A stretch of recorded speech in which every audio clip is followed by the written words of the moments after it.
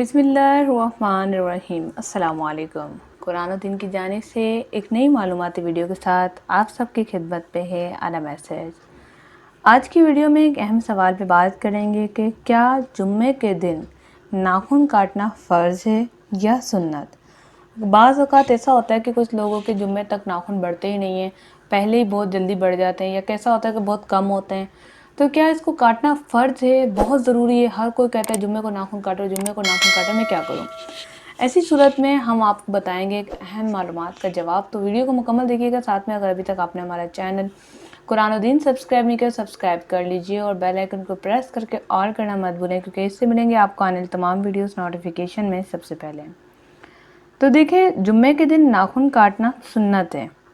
अगर आपके नाखून नहीं बढ़ते, बहुत छोटे हैं, तो आप बेशक जब आपके बढ़ जाए आप तब काट लें, लेकिन ये हदीस से साबित है और एक अच्छा अमल है कि आप जुम्मे को साफ़ सफाई करें। नए कपड़े पहन सकते हैं, आप खुशबू लगा सकते हैं।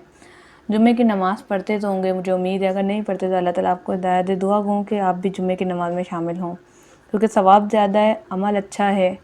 इसके अलावा नाखून तराशें, नहाएं, ये सब सुन्नत से साबित है।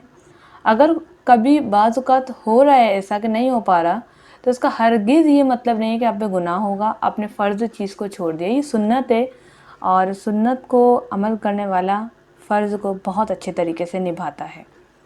अच्छा अमल है, ज़रूर कीजिएगा।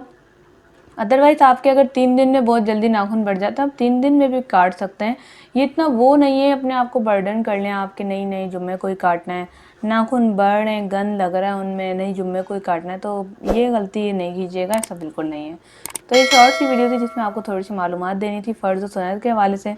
उम्मीद है कि वीडियो आपको पसंद आई। वीडियो को लाइक करें, शेयर करें अपने व्हाट्सएप और फेसबुक ग्रुप में, ताकि और भी लोग इससे मालूमात हासिल कर सकें। अपना ख्याल रखिएगा। अस्सलामु अलैकुम व रहमतुल्लाह।